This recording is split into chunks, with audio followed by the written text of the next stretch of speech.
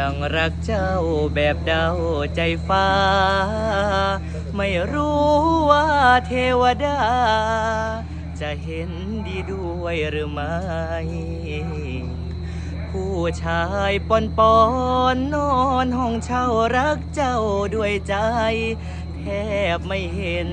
ความเป็นไปได้แต่ใจก็ดันทุรัง